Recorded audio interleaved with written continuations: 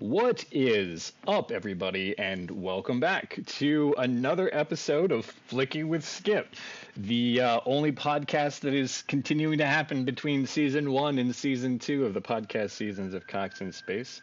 Shout out to Jack Kopasu Haynes, who is in the audience with us today. Jack, of course, is our illustrator who's been working on it. This episode is these episodes are dedicated to what we're working on now, actually, which is the animation. So I'm going to share some of that with you, so you can kind of see where we're at. That was the idea with Flicking with Skip, is we get together and work on the animation projects. There was a delay, but at the same time, I was like, but I want to talk about movies. And so we started doing this thing where we're working on animation and talking about movies. So it's fun that Jack is here as well. Do you want to pull him on? Have him be part of? Well, I don't believe that he's watched the movie that we've watched. So we're going to review that movie. Everyone who is at home, who is listening, who is trying to figure out what movie we're reviewing from the title. We're going to be reviewing the 13th Floor, the 1999 sci-fi classic, which was a sleeper in so many ways.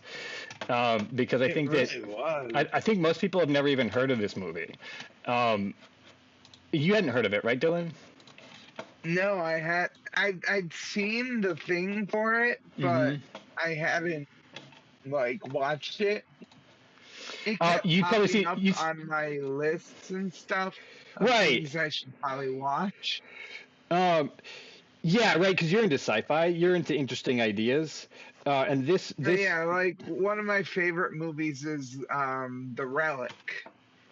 Right. I actually read the book behind that one. Same era of movie. I think The Relic's 1997, something like that, 95 maybe.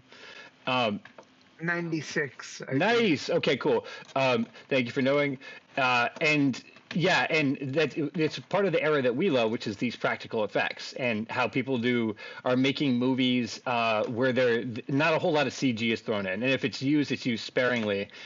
Because it's not very good, and people have found much better techniques in the previous decades for showing. I'm kind of scrolling through this actually. Have you seen the Cox in Space animation? What's up so far, Dylan? No, I have not actually. I've been so. Well, we haven't. It's on your screen right now. We haven't really put out a whole bunch of it, kind of privately, but there is a good minute that's done so far, and I'm going to be working on the gravity well as we talk about the 13th Floor. But do you want to take a look? This is what we've got so far. All I see is a black screen. There it is. Okay, a giant flying cock.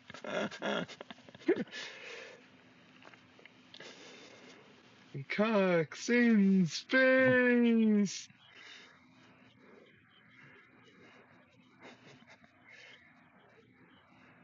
Colonel Sanders just called. He's coming for us all.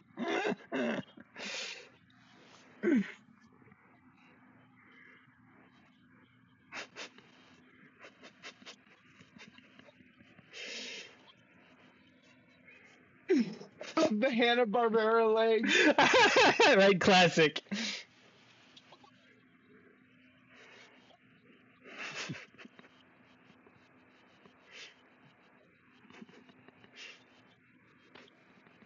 This looks like an Eldritch chicken. All the arms and legs. I have a feeling that you weren't able to hear the sound. Is that right? That's right. Okay, so that will actually be a benefit to us right now, because I'm going to be working on stuff that has sound in the background. So what I'm working on right now is this gravity well here, and having these guys enter the shot. So this is what it looks like. Let's see if I can. There you go. So. Dude, it's a pulsating vagina. We must go in. What it looks like.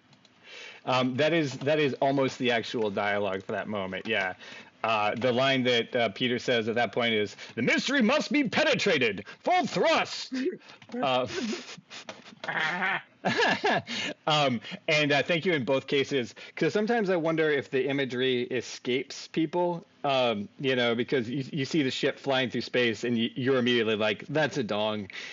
You see our gravity well, which is Jack's artwork. Both of these are Jack's artwork and interpretation. And you're like, yep, that's a pussy in space. So yeah, the visual jokes are there.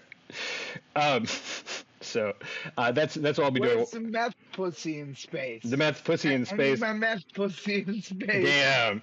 You're like, girl, do you like to get it beat up? Because that vagina is purple. So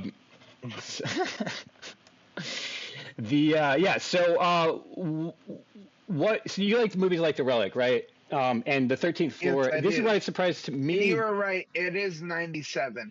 Oh, okay. It is 97. Cool. I mean, but that's the splitting hairs over when that's done, because it's done in the mid 90s, which means it's that type of studio, that type of lighting, those practical effects. Relic is a really great movie that people should check out, because it's fucking scary, and it's less CG and everything is on a set.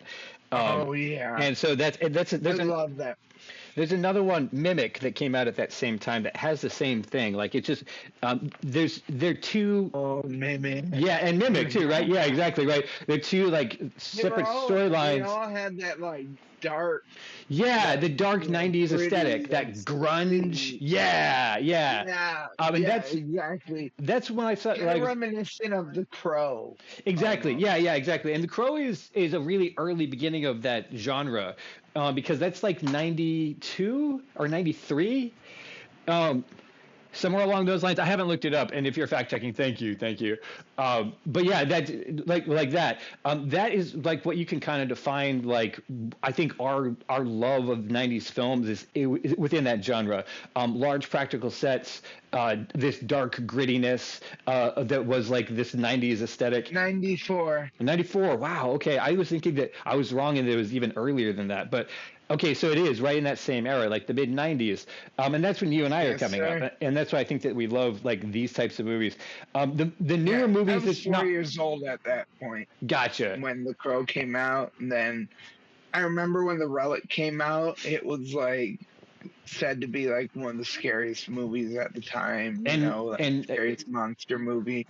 And I love monster movies. And it is a scary monster movie. Yeah, but then also it shares the same thing with this movie, The 13th Floor, which is why I was surprised that you hadn't seen it, is because it has that dark, gritty tone. It has these practical effects and large sets. The thing I love about The 13th Floor is that it blends the era of the 1930s or 1950s, he says in the film.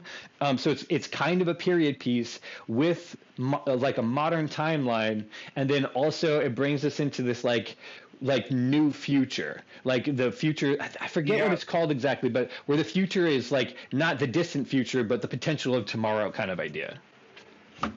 Oh yeah, like the twist at the end really caught me. I was like, and do you? Yeah. Okay. So without giving away, let's talk about it briefly, because that was one of the reasons I wanted to see you to see the movie, and we'll save the spoilers sort of towards the end of the review, if that's cool. At least try to, right? Because I think it was one of the things. The reason this is a pivotal movie for me, like the reason that I think that this movie is something that everybody should watch, is because for me it was when it opened my eyes to like what's possible in storytelling. Because again, going back to the thing, it's like it's blending two genres. Like it is a murder mystery the whole time, but it's also a sci-fi film, and it does both of those really well. But and then within all of that, it kind of like fucks with the audience's idea of what they understand to be true, right? Like the thing about the 13th Floor and the twist at the end is that you realize, and this might be giving away too much, I apologize, but you realize that you've been lied to the entire time when you get there. So when it finally arrives, you're like, oh shit, like my perception of their reality has changed, right? Yeah, I really enjoyed this movie, and Vincent D'Onofrio, like, oh my God. I don't know. Edgar from Men in Black. That's Edgar from. Oh yeah, you're totally right. That's one of the roles he's played. He's also in Full Metal Jacket. Or is that the right one? Private Pile. Yeah, and he's in The Room. It was in Daredevil as the boss. He has a very prolific and very iconic career. And I would argue that 13th Floor being left off that list for him as an actor is key. Because one of the things I did comment about this and that I wanted to talk about is one of the things I love about this film too is I love when actors play multiple characters and they're like vastly different from each other. And so Vincent's performance, the main character who is an actor who I don't recognize at all, Armin Stahl, I forget his last name, Stahl Mueller, something like that, who's an actor who I love, plays multiple characters. There's the girl who's supposed to be the daughter, who's a checkout clerk, who is a very fancy woman at one point, and the range of characters that these guys get to play. Yeah, this movie was just bonkers, if you ask me. Yeah, and in what way? Bonkers. Bierko was the main actor. He plays Douglas. He does, and Douglas is the main character. But have you seen him in anything else? Do you recognize that actor at all? We have him. Let me see. He's been in a lot of stuff. Let me see. He was in The Young and the Restless. Okay. House Roomies, New Heart, Paradise, Sydney, Wings. He was on Wings at one point for an episode. This is what surprises me about this movie. Well, you keep looking, keep telling me which ones you find. But for that actor, I felt like this movie, it has a big budget. It was produced by a big studio. But they, for some reason, they cast a practical, seemingly nobody in the main character of Douglas, and so it's surprising. He played Tom in Scary Movie 4. Okay, so he's at that time. Yeah, right. What I'm hearing you say, Dickie Roberts, former child star. He doesn't have that big of a.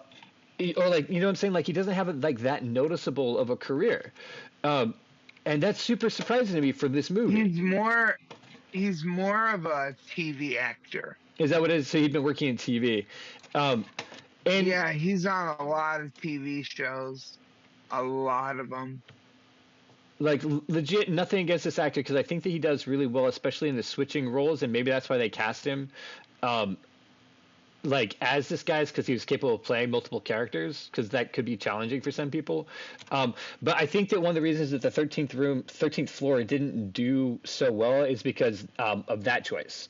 I think that Douglas needed to be a star, it had to be a draw to watch this movie. And I think that if it was cast, you're gonna have to help me out with who would be the best actor from the 90s to do that role. But if it was cast with a named celebrity, that a lot more people would have seen this movie.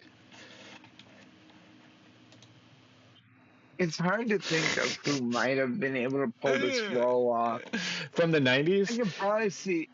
Yeah, I could probably see Brad Pitt or somebody doing That's what I was thinking because of Fight Club, but. Because he could play those characters, but I just don't see him switching that fast. You'll see him in a movie. I can't say that I've seen him in a movie that he played multiple characters in the same movie, and because mainly he's always playing a variation of himself.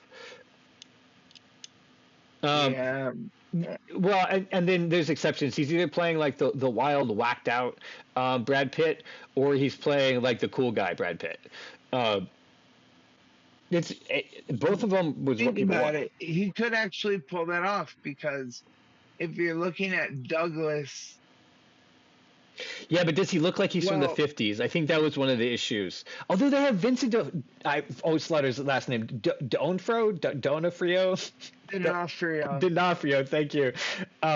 He doesn't look like he's from that era, especially with his bleached blonde hair. And he actually isn't well cast into the look that he has, in my opinion, for the stoner engineer, software engineer either. He does a fantastic performance with both of the characters and all the characters, but like because he's in that movie, he just stands out as distinct. I feel like that's one of the problems, in my opinion, with the Douglas casting, is because you need someone who's as distinct as Vincent is. Like Armin is, right? Oh, Vincent, yeah Vincent.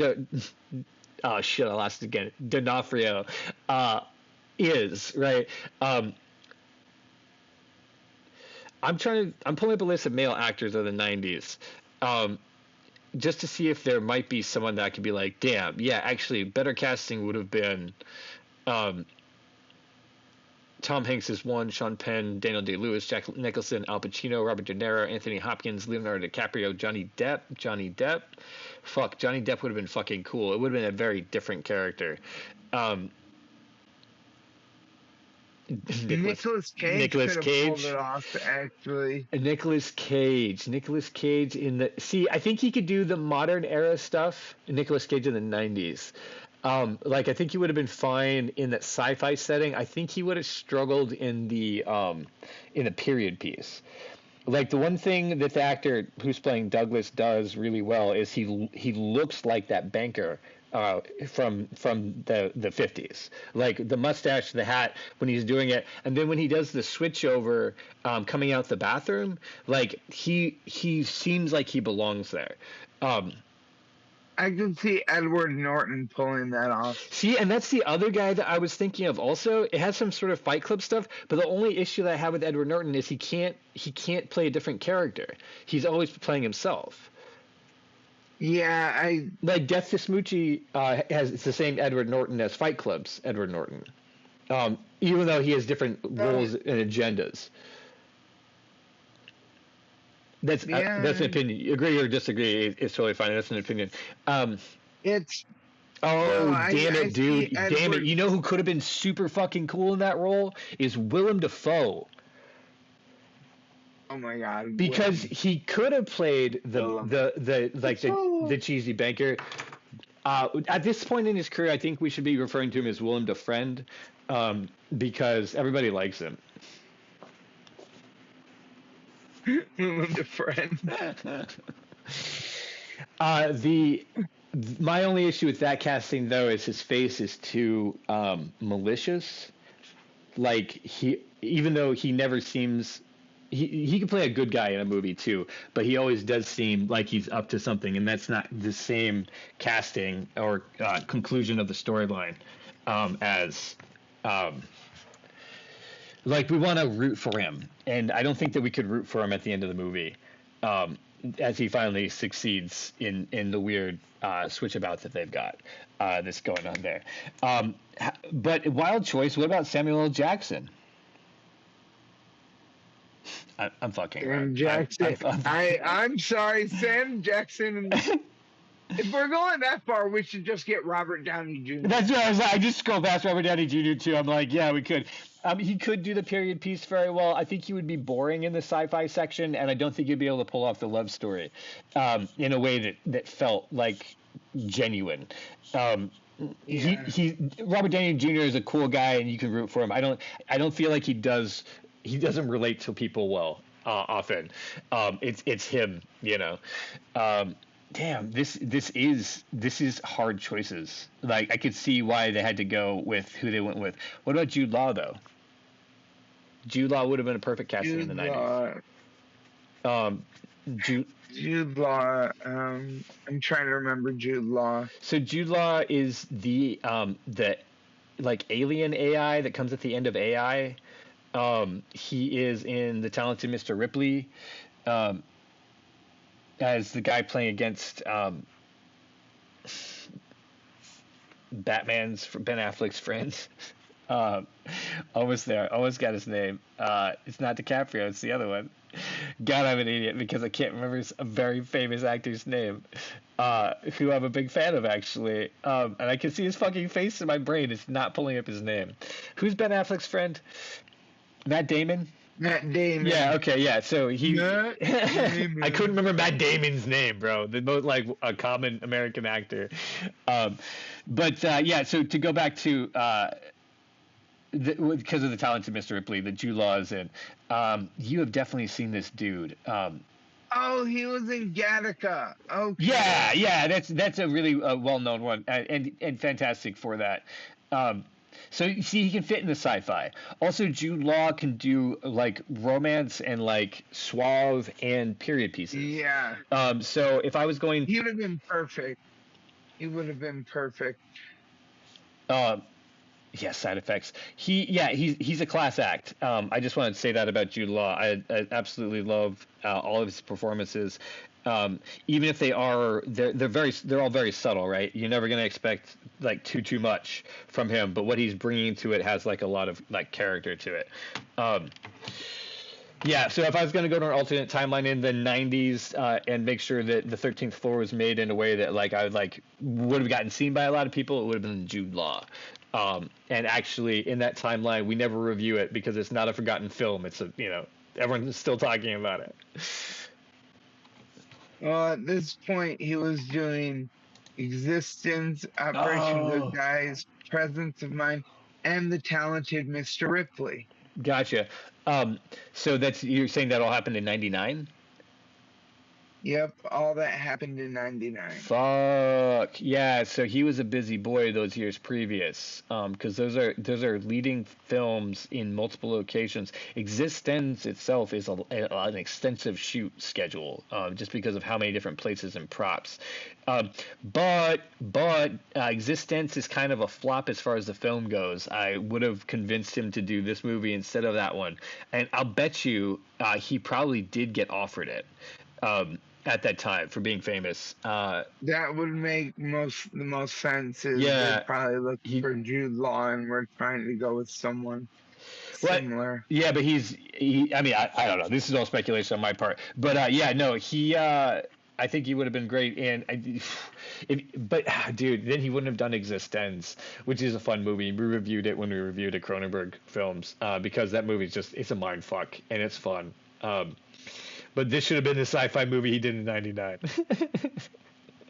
IMO. All right. So we've totally, I hope that we've intrigued our audience into wanting to stick around and hear what this movie is about because of all the weird shit that we've been able to talk about it so far.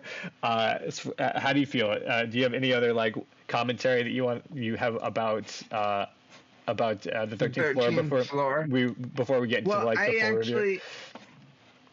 I watched it with my niece. Okay. How old is your niece? She just turned 18. Okay. She just turned 18, and I love watching movies from when I was younger with her because I wanted her to see the difference between, she's really into like the Marvel Avengers stuff, and a lot of that is just a lot of CGI thrown at you, hoping to make you look past, subpar storytelling. High five, Dylan. High five.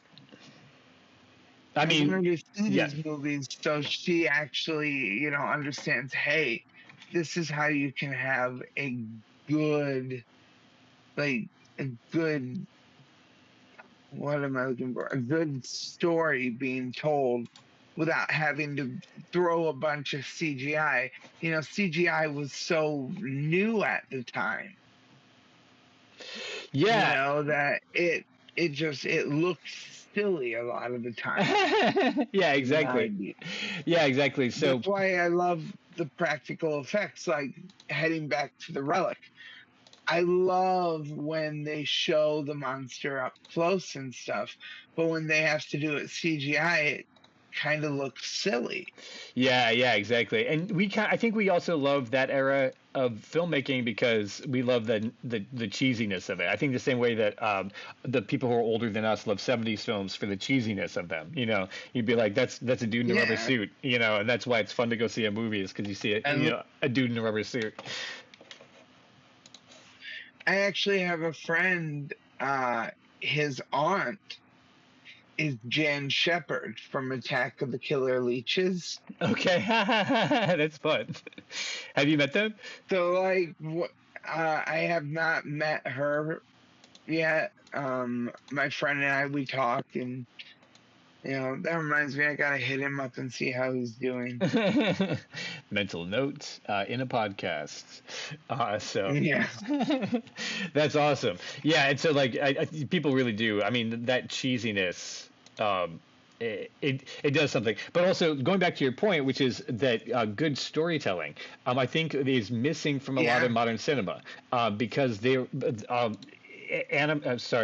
movie makers are relying so much on the effects to sell the film. People will go to see a 3D film with a shit story because of the novelty, right? And so, a lot of studios are like, story? We don't need story. But the 13th Floor, like I was saying, is a mystery. It's a murder mystery, and it centers around who killed this old man.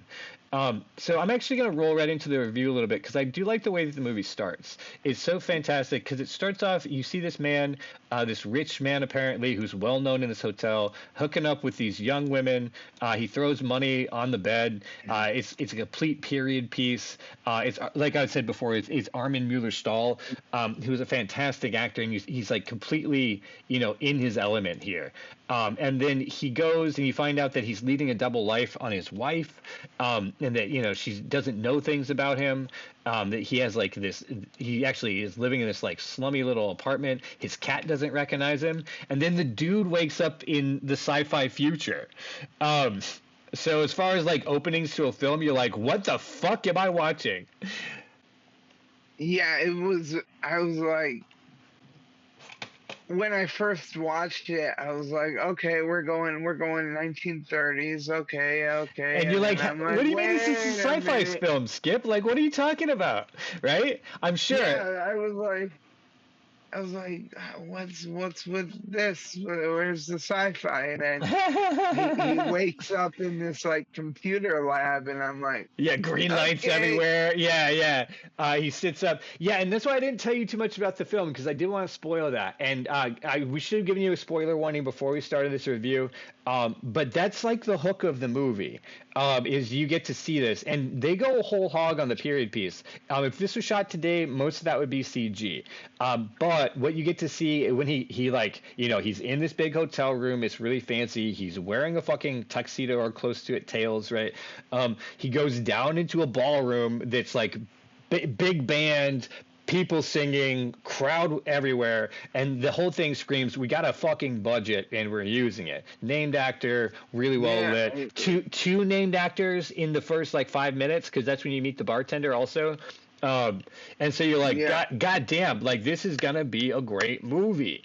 And they, The way Vincent looks in the 1930s, I'm like, I didn't know they allowed hair that length in the 1930s. It is bleached blonde too. It was slicked black. It was slicked back, just like mine is. He dressed very professionally. He was very clean cut. Yeah, that's the idea with that character. Is that bartender is supposed to be clean cut? I love the vibe, right? I love the vibe because it's comparison. They're going the extreme distance from the other character that he plays or about to play. Spoiler. Yeah, exactly. It's seeing people play multiple characters it really shows their acting prowess. There you go. I'm listening. Keep talking, please. Like, for instance, the reason I thought Nicolas Cage might be good, Face Off. I'm sorry. Okay. I mean, listen. This is what I want from the movie Face Off. And I'll back up I'll start with your thought and then move forward. I don't think that John Travolta or Nicolas Cage do a very good job of acting like the other person, but this is what I want from Face Off now. Because we can do deep fakes, what I really want more than anything is to have two actors do the role all the way through and then do a deep fake halfway through the movie. So you just like replace the other person, like skin over top of the other person. So it looks like their face and body, but it's definitely the other person. Like I want to remake a Face Off so bad right now. I want to take your face. Yeah. Oh. But like, can you imagine like if John Travolta was actually using a skin that made him look like Nicolas Cage, like how awesome Face Off would be? And obviously, it's not a level of acting anymore, right? You can't congratulate Nicolas Cage for his performance, but. Well, Nicolas Cage, I'm gonna say this in his defense. He's a good actor. I don't care what anyone says. I agree with you. I agree with you. If you see Willy's Wonderland, you will see he is a good actor because in that movie, he doesn't speak a single line of dialogue, and he gets every emotion across that he needs to for that moment. Just with facial expressions and physical movements and 100%, stuff. 100%. Shout out to our boy Nicolas Cage, because I really do love him. A huge fan of Nicolas Cage in all of the ways. I have watched his entire, like most of his filmography, because I love that man so much. The thing about Nicolas Cage for me is that yes, he is a great actor. I think the reason that most people pan him is because the man is so fucking weird. He is giving you amazing performances, but they're not in ways that you expect them to come to you. And so people don't know what to do with him, in my opinion. I believe that he's probably like on the spectrum to a degree. And so widely, like he can mask really well. And that's like his performances in the 90s especially show like how good he is of giving people what they want. And how to make people like him because he understands how to deliver that to him. But if you look at his early career and then what he's doing now, you're like, oh no, you're just a weird motherfucker. You just use people to get famous. That's what actors do. They'll use each other to get famous. Well, so this is the thing. Okay, you and I. The formula of acting. 100%. No. You and I are both on the spectrum, right? Like, you're the autistic spitfire, stand-up comedy, and I definitely am as well. And so you and I, this is not a conversation that's odd to us. We understand what masking is, right?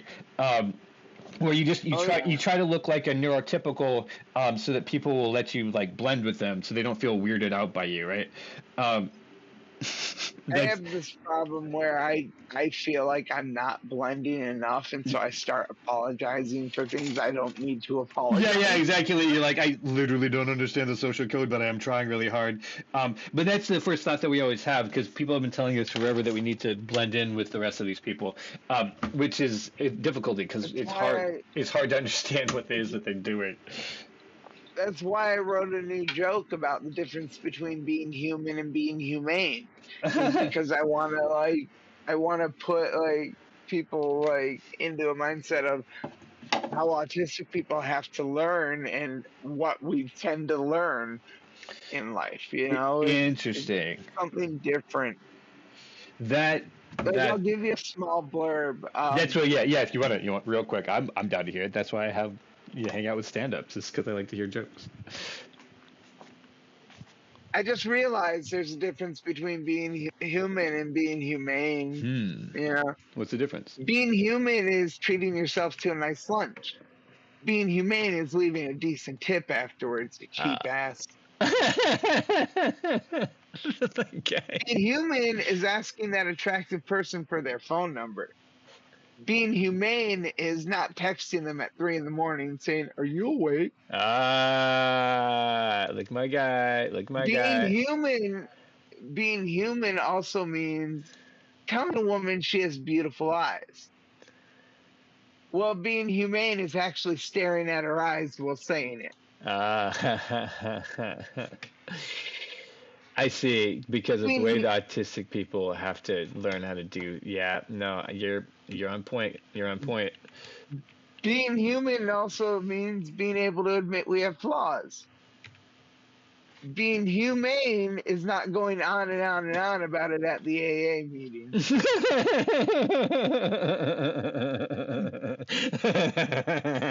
Oh my god! But most of all, dude.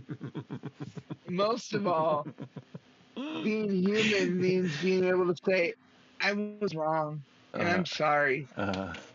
Whereas being humane means not writing on a piece of paper, wrapping it around a brick, and chucking it through that person's front window.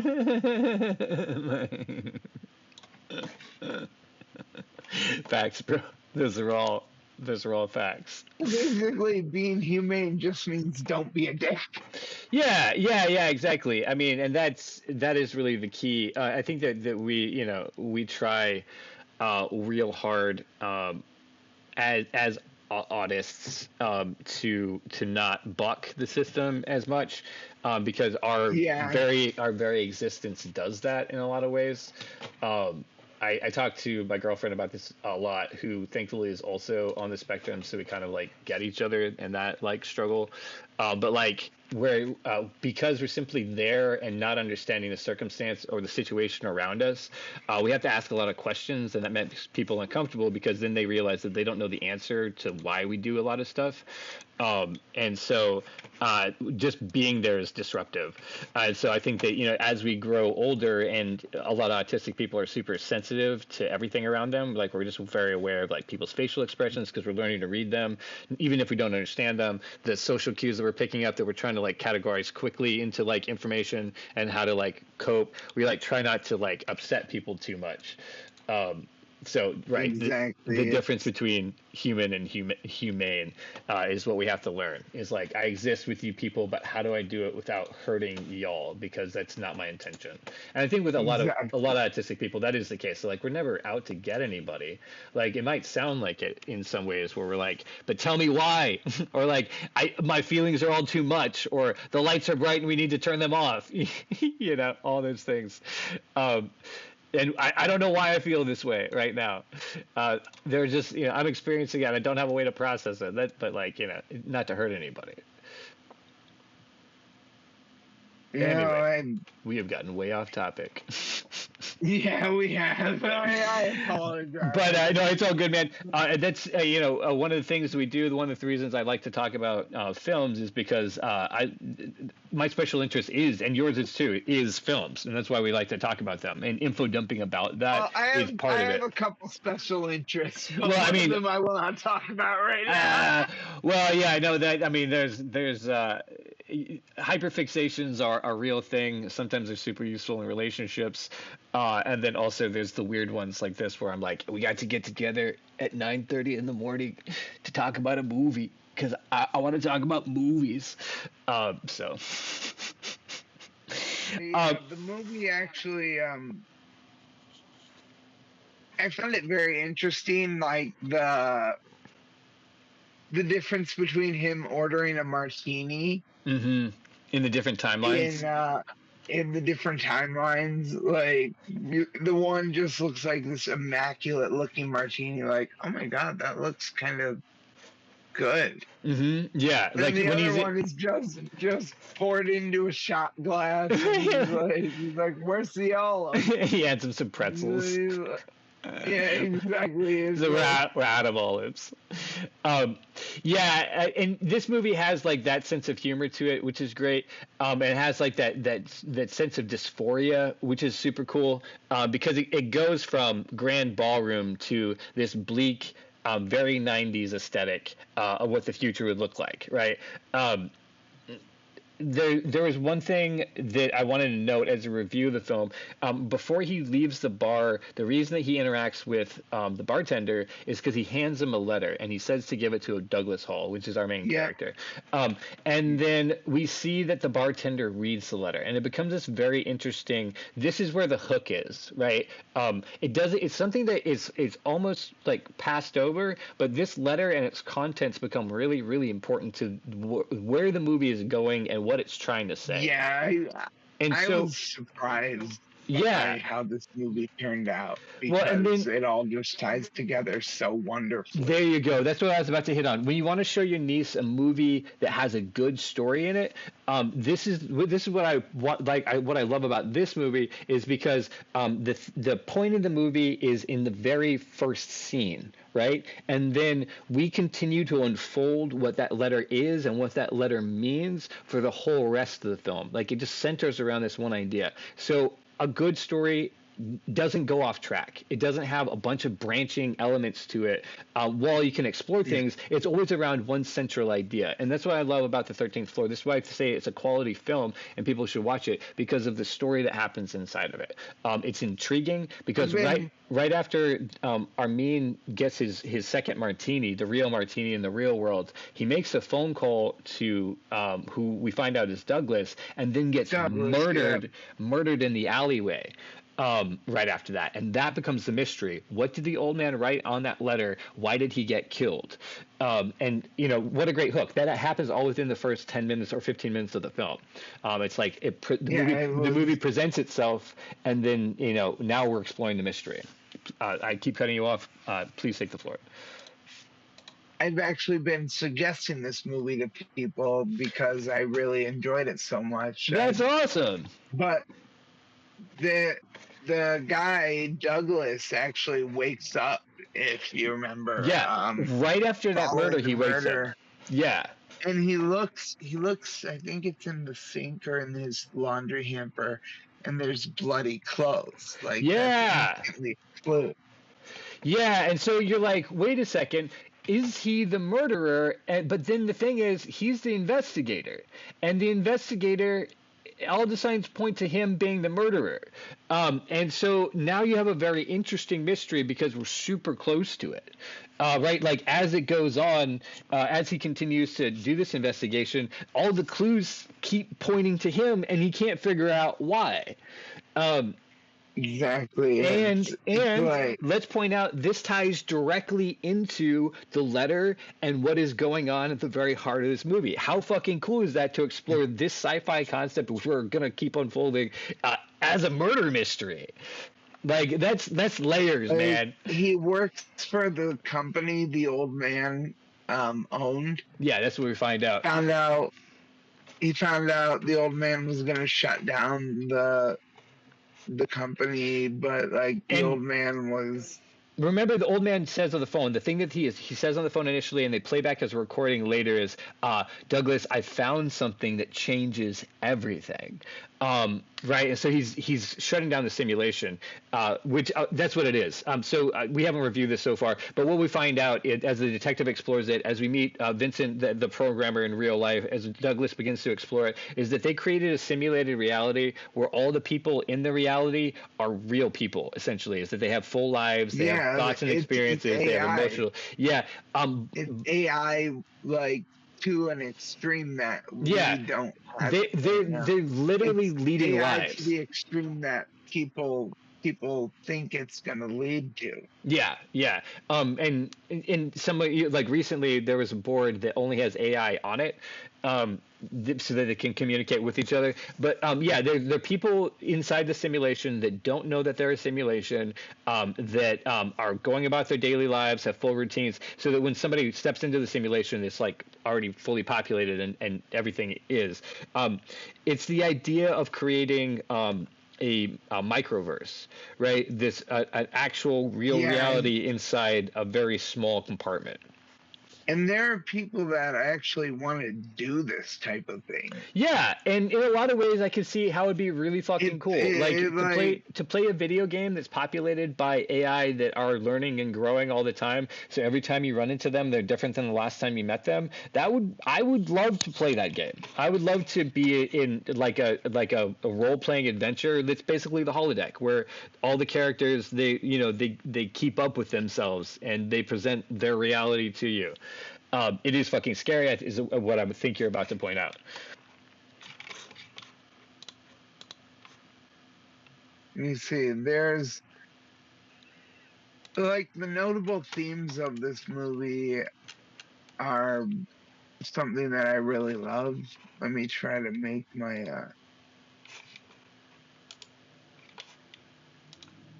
like for instance, there's the simulated reality and layers of existence. Oh, right, yeah. So one of the which things is the core idea. Yeah, you're pointing out right now is one of the things we haven't quite gotten to yet. But we could. Sorry, I kind of ruin things. No. That's we will. That evolves with everything. Let's go. Let's talk about a couple of other interesting things that are introduced here.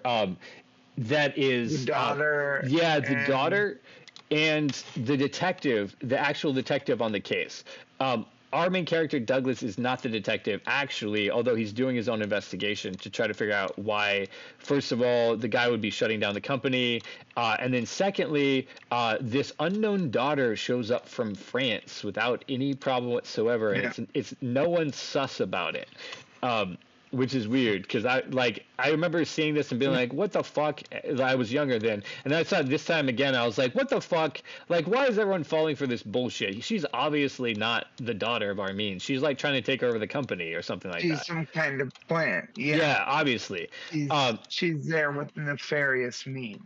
But then she and him start having this kind of like romance together. And she starts talking to him about like being from another life and other worlds, sort of like casually, and then up and fucking disappears. I'll be honest, I thought she was really pretty. She is actually, yeah. As far as actresses go, I don't remember who this woman is. I've seen her in this movie. Gretchen Mole. Hella cute. Yeah, I love what she does in this role. Like she's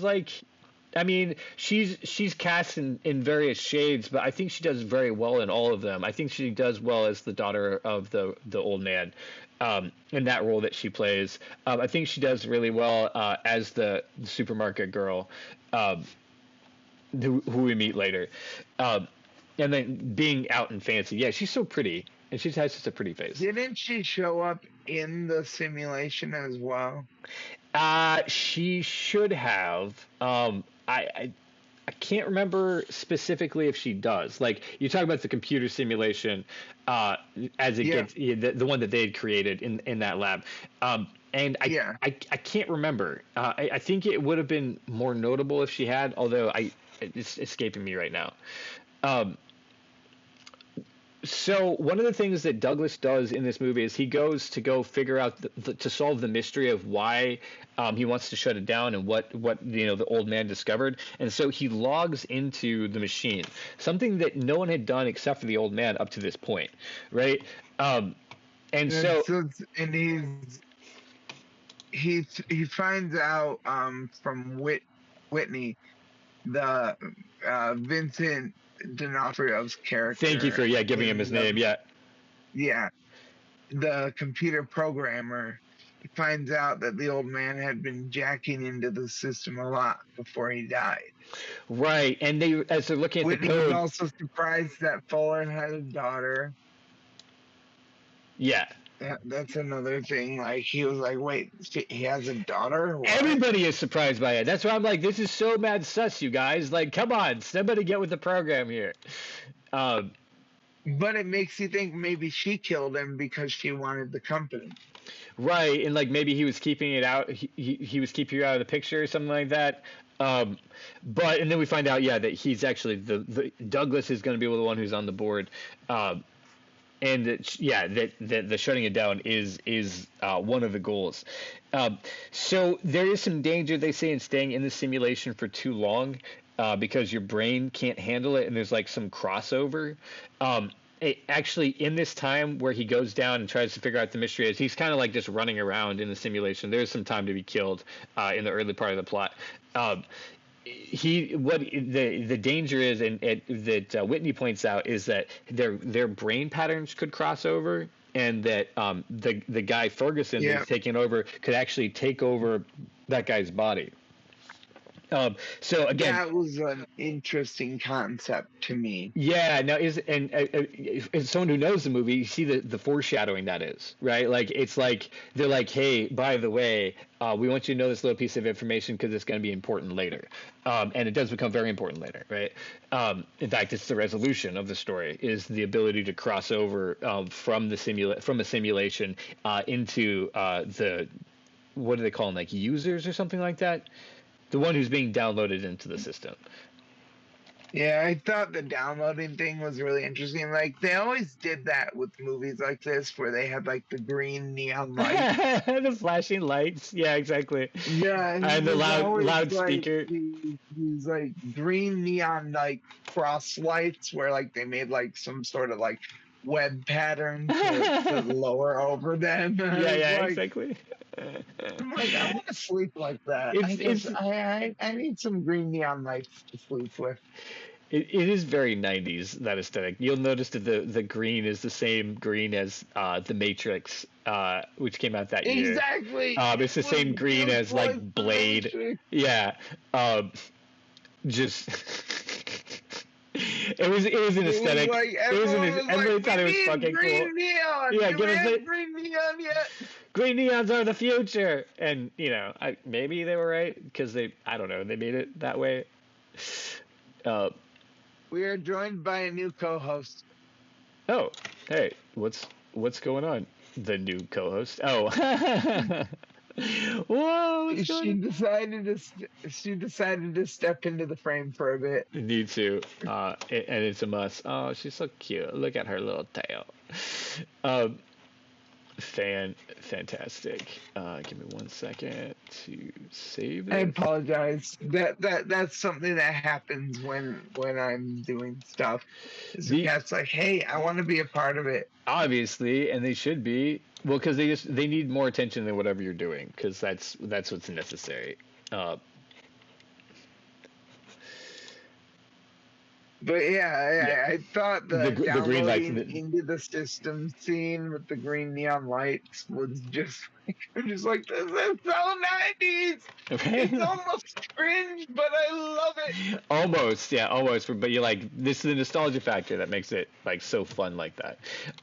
One thing that we do get to see here is when we get to see the transformation of Ferguson. Douglas to Ferguson. He shows up in a bank. Yeah. And like he's doing a banker job, and he just all of a sudden he's like the eye thing, the thing with the eyes, you can always tell when like they get downloaded into. Right. There's something with the eyes. Which is really important. We need to know that for later because that's what happens later. That's our resolution. And also the thing is that we find out very quickly that it's an ongoing reality that he gets caught up right in the middle of. Everybody knows him. He's involved in a transaction. Yeah. He steps outside. He almost gets hit by a car. Is like, what the heck is going on? Yeah, exactly. So it's just like. It's his boss is like his boss is talking to the patrons and he's like, I don't know what's going on with him. He's like, I'm really sorry. And also more things like cigarette, and he's like, I don't smoke, which Ferguson does smoke. He actually, when he comes back after meeting Whitney, the bartender,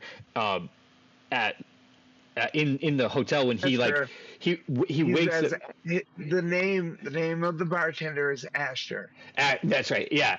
And so Ferguson wakes up on the bathroom floor not knowing where he is. He stumbles into the lobby, and Asher's like, hey, you left your coat and your hat.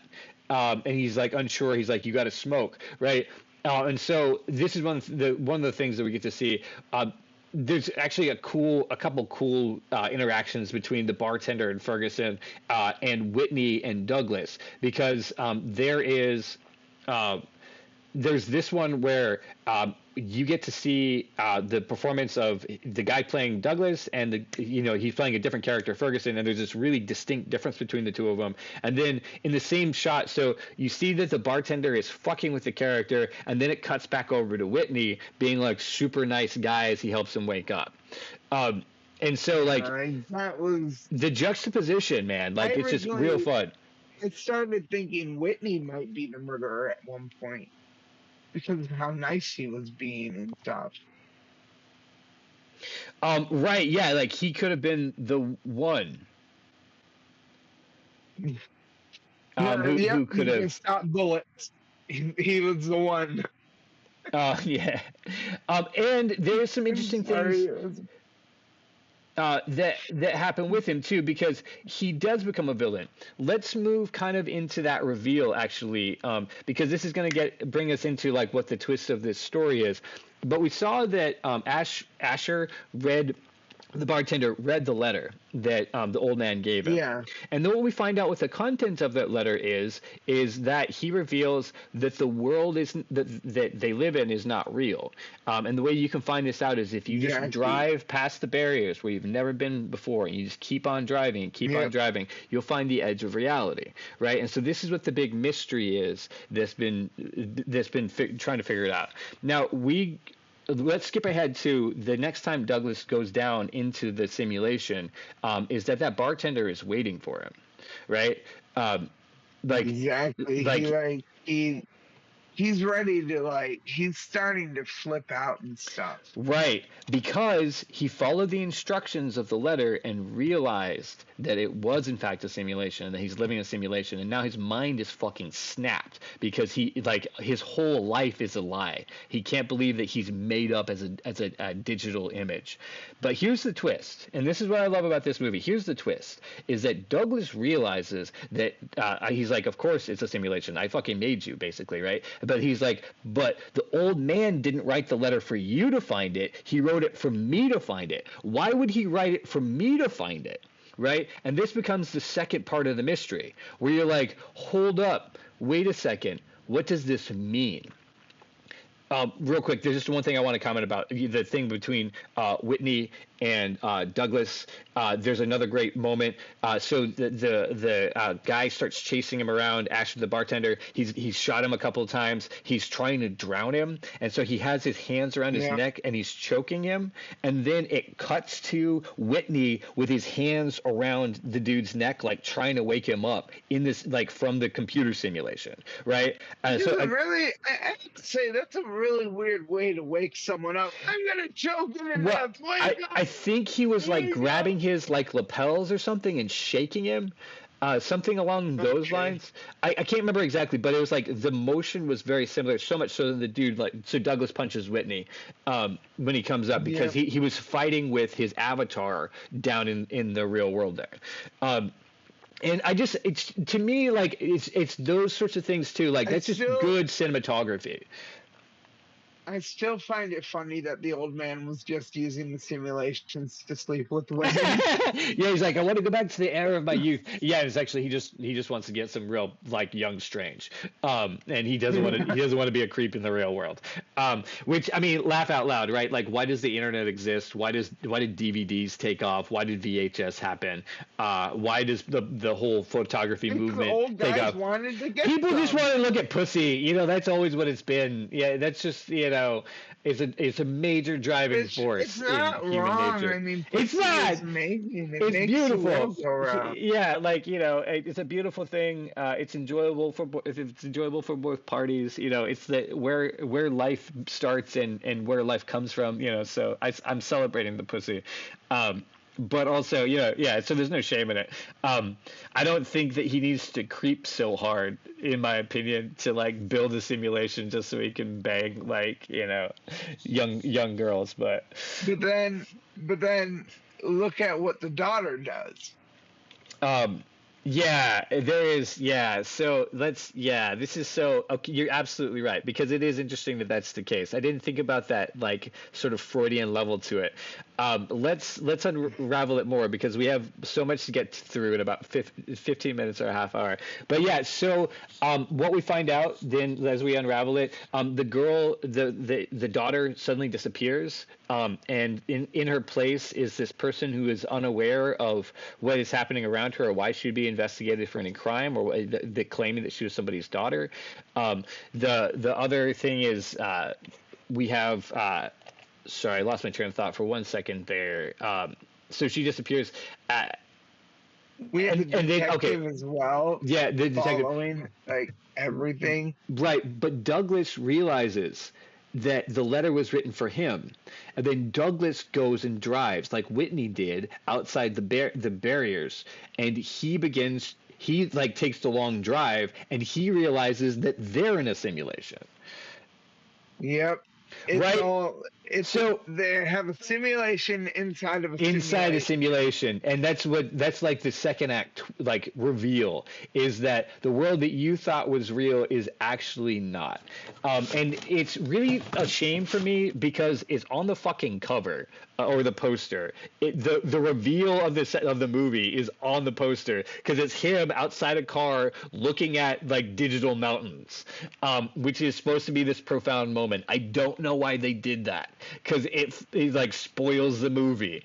But here we are. Yeah, they did that with a lot of movie posters. Yeah, where you're just like, God. So anyway, so there's that.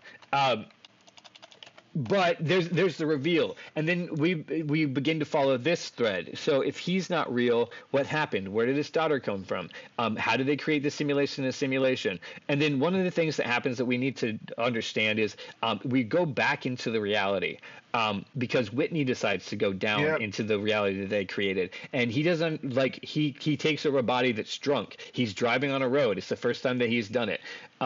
It turns out that the bartender had captured Ferguson, and he was in the trunk of his car. They find out when there's a cop who is pulled him over and thinks that he's too drunk. What happened? And he wanders into traffic. There you go. Yeah, he gets killed, which is a big question. What happens when you die in a simulation? Yeah, exactly. Asher ends up transferring into the other simulation, which he basically jumps forward in time. Crazy fucking twist. Yeah, he like moves up a level. So they built these mines in the he eats the green mushroom. Yeah, exactly.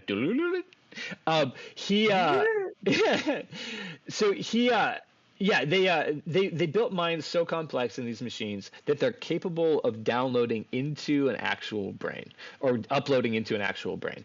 And this is actually one of the things that the detective foreshadows in the very beginning. There's two things that he does. He says that the game that he's playing is broken because there's a spring missing or something like that. And then he also suggests that possibly one of the simulations crawled up the cable to kill its maker. And this is like within the first act. It's within the first scene, even, as he's investigating Douglas. And so this is really nice foreshadowing, because as we begin to find out, that's kind of what is happening. Now, we forgot the bartender trying to blackmail Douglas, and he does, right? And then Douglas reveals to him that he's found out that they're also in a fake reality, and he's like, it doesn't even fucking matter anymore, son. Which I think is just like a great, like, you can't, like, you escaped out of your box into another box. And so the whole dynamic of the relationship changes, right? Because he's like this villain who is not even scary, because he's overwhelmed by the fact that it's the same. Like, it's all just fake. Yeah, well, he was obsessed with the television. He's like, you live in boxes. Yeah, you live in boxes. And it's like, and the reality is, he lived in a box before as the bartender, travels up to the future as they know it. Right. And that's still a box. And he's still its own reality is a box. It doesn't change, man. Yeah. He's like, where did the world go when he turns off the TV? Right. Where does the world go? It's a very interesting take. And then a couple of things happen. The girl comes back, and she's now the daughter again. But she explains that this is just one of many simulations that they have running. But this is the first and only simulation that they know of that created its own simulation, and so they had to do something about that. Yep. And now he's like, "Dude, who's they?" She falls in love with Douglas. Yeah, and Douglas. They start this relationship. Yeah. She reveals he's designed based off her husband. Well, who she says is ex-husband, but then also when he comes to the reality, it kind of sounds like they might still be married. And in fact, the end of the movie, he wakes up in the house that they share together. So I'm gonna be, what's the dude? Well, that turned out to be a lie. Maury Povich. I'm gonna pull a Maury Povich and be like, reveal that she was probably not telling the truth. She was doing the exact same thing that her father was doing. There you go. Okay, thank you for pointing out the Freudian thing again. Yeah. For some strange. For trying to get strange, but she's actually trying to get strange from the nice version of her husband. Yeah. So because it's actually really interesting. I don't remember if Asher gets killed by the nice version of Douglas. Oh, no, okay. Oh, wait, how does Asher get killed? He disappeared at one point. I don't remember how does they get him? How do they get him out of the? No, the plot? it was the mean version of Douglas because. Oh right, okay, that's right. Okay, he was in the towers. He was in with the computer towers, and he's like, yes, this is my world. This is my world, because he understands it. Let me back up real quick because we skipped one for the review so that people can catch up with us. What happens next after the daughter sleeps with Douglas is that the user who created Douglas downloads into Douglas, and he does the same thing to our hero as the other people had done to the simulated people. They took over their lives. They made them be who they were. The people on the inside of the simulation thought they were crazy, and this kind of reveals how Douglas was able to be a murderer and not be aware of it. Is that somebody downloaded into him in order to kill the old man and then got the fuck back out. Right? Like, oh my God, what a twist. And then so Whitney or Asher, who is at that point in the story, he wants to go see the data centers, and as they're going down, or as they're going to the 13th floor on the elevator, Douglas's eyes do the flickering thing, and the guy downloads into it. Thing, yeah, and then you're like, oh, shit. He ends up getting shot by Asher. Because Asher had killed a security guard and took his gun at one point. You talking about the final conclusion? So his demise is interesting because after killing Whitney, Asher, Vincent D'Onofrio. Oh God, I did it again. Vincent D'Onofrio. D'Onofrio, thank you. I need a little accent mark over the end just to remember to pronounce that. I think that's how you say his name. Let me. Not to sweat it. It's absolutely totally fine.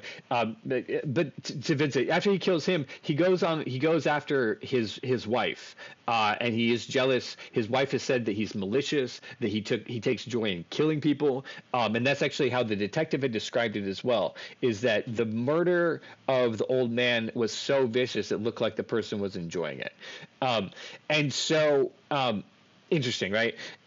We get to see this whole different side, and we see why she doesn't like her husband anymore. Instead, falls for the guy who is a very caring. He wants to solve the mystery. He builds things. He takes care of people. She fell in love with the nice version, and she asked when her husband, the user, had downloaded into Douglas. She's like, "Why did you kill all those people?" And he's like, Because it was fun. Yeah, because it was fun. That's his motivation. Like and then in the same way we see that as the old man was going and playing out his fantasies in the simulation, so this guy who is the user of Douglas has been going into these realities to play out his fantasies, which are malicious. And then also she says that these realities are dangerous, and I think this is the thesis of the film, because you can get lost in them. She falls in love with a person there who isn't real. The old man he gets kind of addicted because he's jacking the system all the time to these women and this lifestyle, that you can get addicted to this false reality. But the bad Douglas gets shot by the detective at the end of the movie.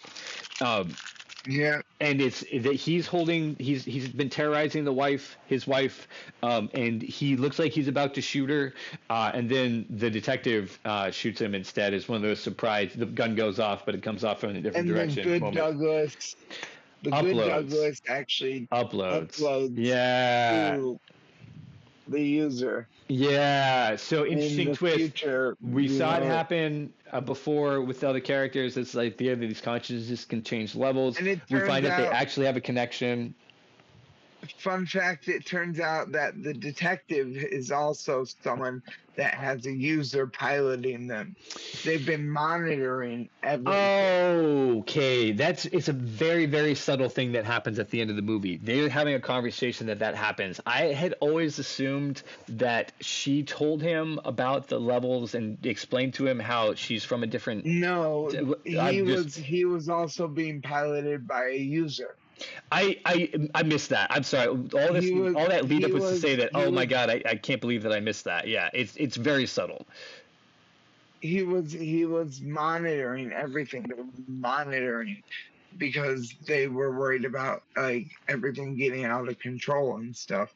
They were trying to control everything. Well, what you have there as far as computing is like free will versus programming. Yeah.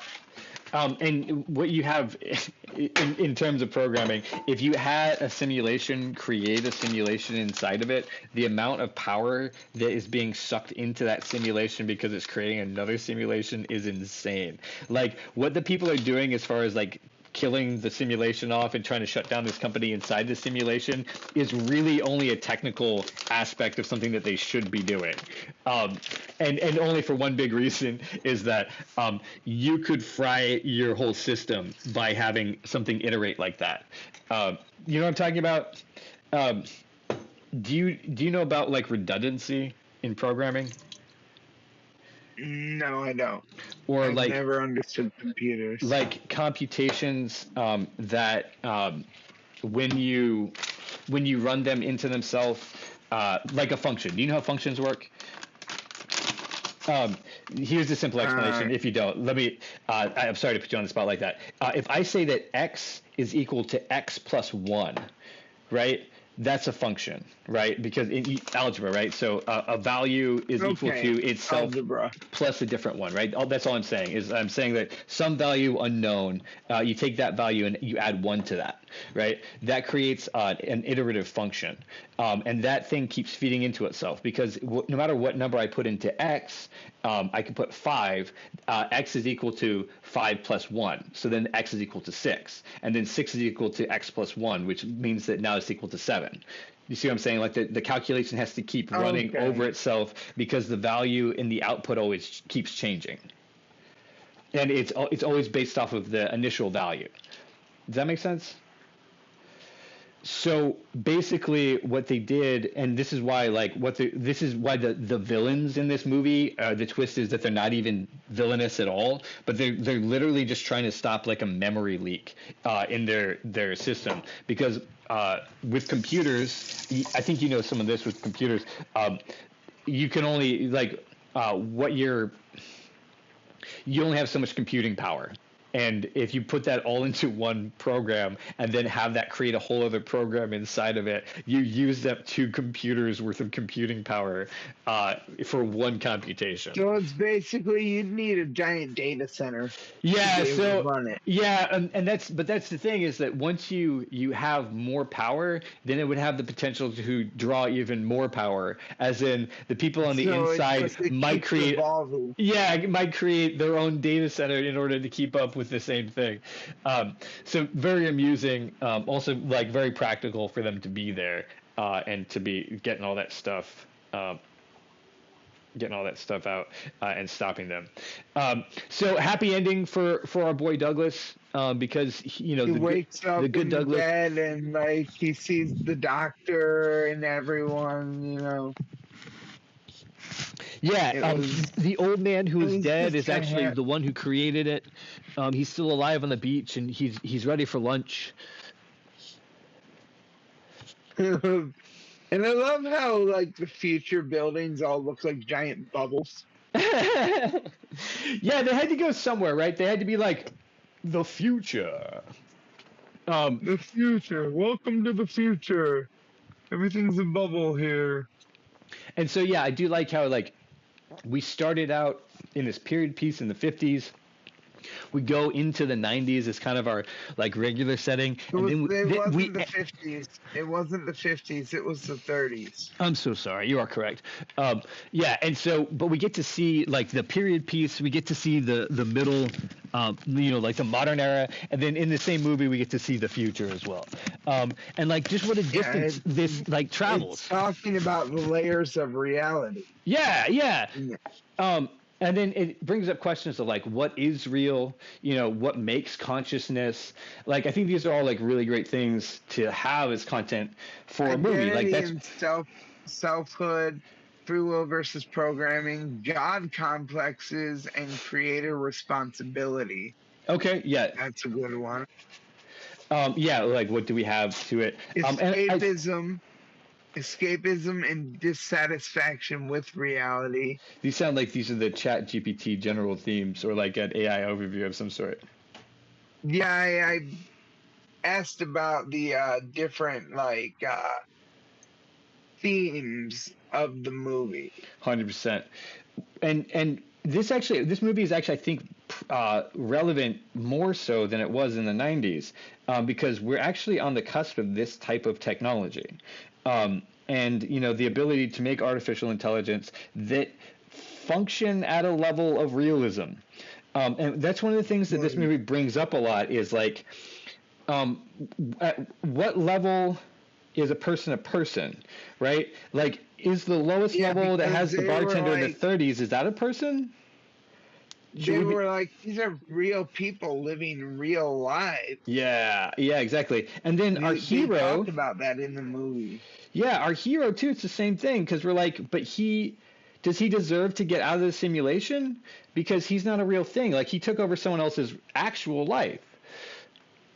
Exactly. And then the bigger question, did they actually get out of the simulation at all? Or are they inside another simulation? Another simulation. Yeah, it's the layers of reality yet again. The possibility for this film, the answer to that question is possible. At the end of this film, this is what I love about good stories too, is that we've reached a conclusion, but also there's more questions. Yeah, I wanted to know more after the end of this film. You could see it developing into it, like who are these people now? Because who we thought they were keeps being changed and keeps being layered, like peeled back. And now we've met these new people, and we're like, I was like, okay, so the daughter goes back. She got what she wanted. She got the nice version of her husband.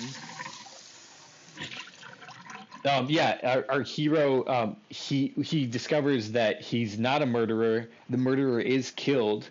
The old man that we meet at the end of the movie or the beginning of the movie, who's the victim, is not a victim. He's actually the one who's in charge of all of this because he's the one who created the systems. we know that he loves that guy, and so the fact that he's back, that they can have a life together. This woman that he fell in love with, who is actually the daughter, that there's there is that resolution, and then all the potential, because he's a programmer who creates these realities, which means he's as useful in the future as he was in his sub reality. So, what was your niece's takeaway? Well, my niece is very young, so Okay. she was like, she really liked the movie, but she was like, I don't think she fully understood it, or if she did, she didn't let on. But she can see that. really enjoyed the concept of it. Oh, that's cool. That was something I wanted.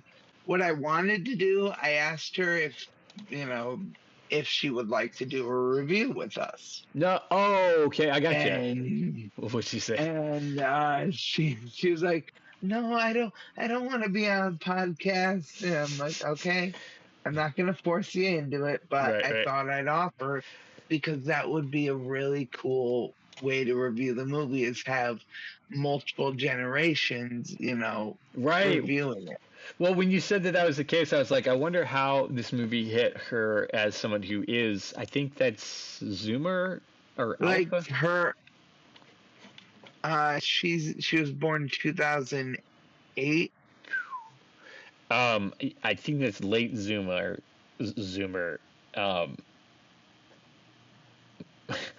So Gen Z.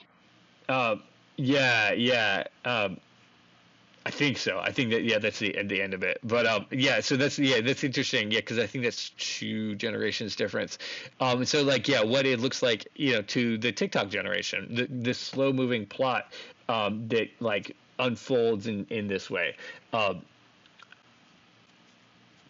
So, but she, as a person, you like it's not like where we're raised. I know that there's this joke about people having like very short attention spans, but I think that there's still a lot of people who really do appreciate, of all generations, who appreciate a well-told story, something that you can follow, even though it has twists and turns. Like, for instance, my niece loves Jaws.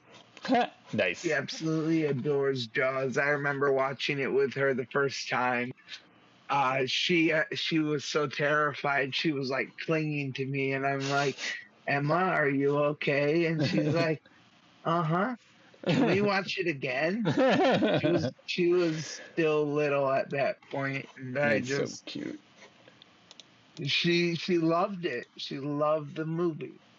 And I'm like, this is a good kid here. She's gonna love movies. One of her favorites right now is a Marvel movie, Thunderbolts. Okay. And so that's as comparison of the type of movie that she likes. Now, Thunderbolts, actually, that's a good comparison, because from what I understand, I have not seen it because I have not been up on Marvel in a little while. But they're exploring themes of depression, PTSD, anxiety, right?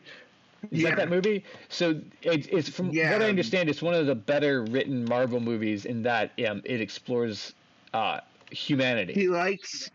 She likes things that tell a good story. Nice. And I love that. I love that from my niece. Yeah.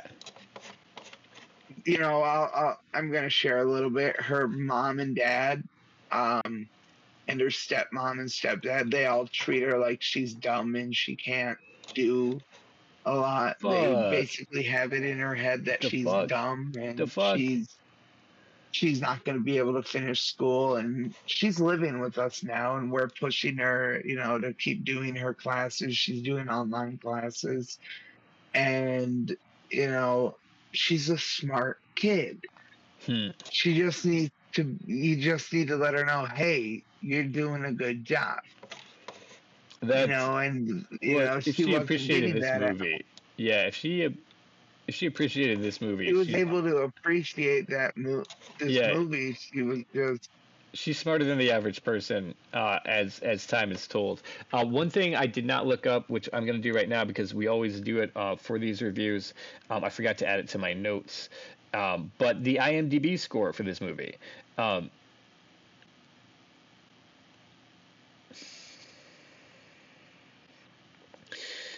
Because one of the things about You plugged in.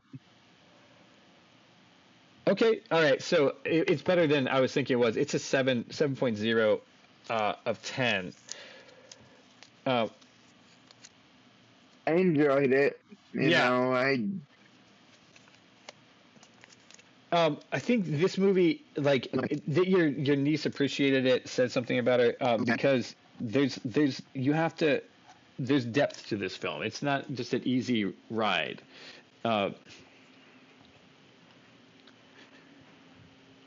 And I feel like I may have lost you.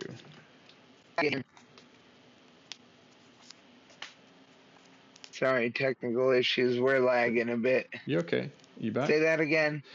I think that I'm back. Shouting out to Emma, the fact that she appreciated this film says a lot about her level of intelligence. And maybe that's biased because I like this film, but I think that this film, you have to pay attention to it, and it's not difficult to pay attention. But it's not a film that you watch in the background, because each line is important. They're always showing you something that you need to know, so that you can make sense of the story. His own issues, and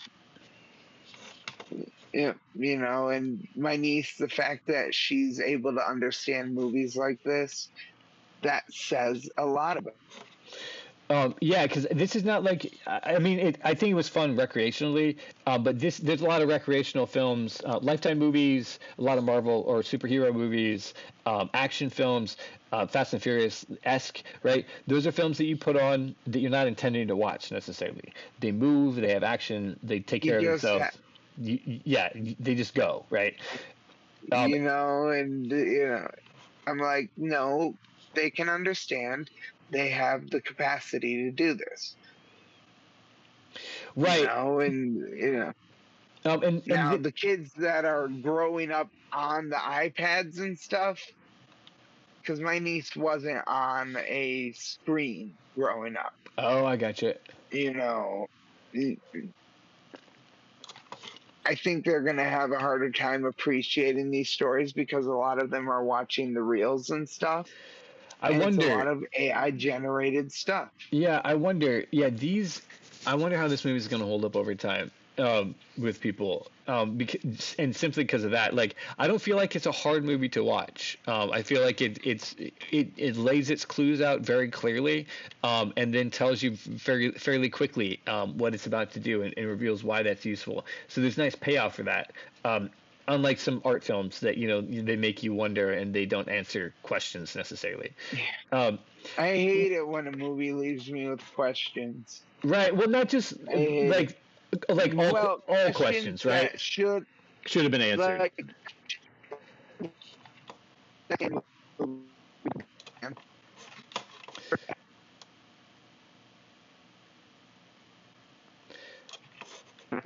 I feel like I may have lost you again, which is all right. Let me stop sharing this real quick, and we'll just do a quick close out. Do you have any final thoughts before we wrap up? If you haven't seen this movie, I definitely recommend it. It is one of a kind, in my opinion.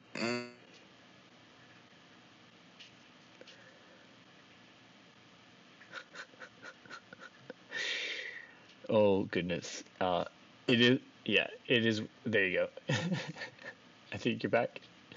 Yeah, it deserves more praise than it got. Sorry, we're lagging here. 100%. It is totally fine. It does deserve more praise than it got. The IMDb says that it's a highly recognized film by people who have watched it. I think that there's a sleeper capability or element to this, that if you haven't heard of it, you should check it out if you're into gritty sci-fi, especially 90s sci-fi. Oh, and online it says online to pronounce his name, it says Vincent D'Onofrio. D'Onofrio. All right, so Dylan has been correct this whole time. I'm glad that we have a friendly fact checker on this show to do shit like that. I should have prepared. I should have prepared to figure out how to pronounce one of the main actors' last name. That's tricky. But I did not. D'Onofrio. Thank you to Vincent for letting me slaughter his name for this entire episode. Thank you to Dylan for coming on and doing these episodes and bearing with me in the time that we've had a lag. Thank you to the audience, too, for listening to us this far. I hope that you have appreciated this and that you are excited to see some Cox in Space happening, as well as getting to check out some movies that you haven't seen. So thank you for being here. I think next week or next time we're doing Bud Spencer, Banana Joe. It's got that 80s like theme to it, and there's like some stuff that you're like, okay, that's questionable but understandable. Thank you for mentioning that's what we're doing, and we are planning to do it next week. So if you want to catch us on our Discord, you can always do that. You can find our Discord at coxinspace.com, and you can click on the link there below the Discord. You can connect with our Facebook. You can connect with our YouTube. And like I said, we are very excited because we have the video that you got to see coming out with sound, with music, in a few more weeks here. So get connected, subscribe, like, and share for all of these. And thank you so much. Again, Dylan, any closing thoughts?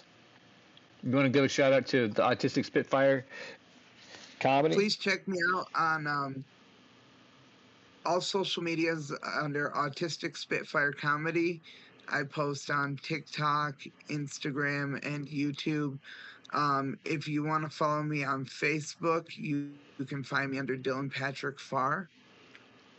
That's my name, and don't wear it out. I was hoping you could say that, bro. So I'm Skip Marazzi, your host and friend. This has been Flicking with Skip. We really do appreciate you guys, and we will catch you in the next week. Bye. Bye.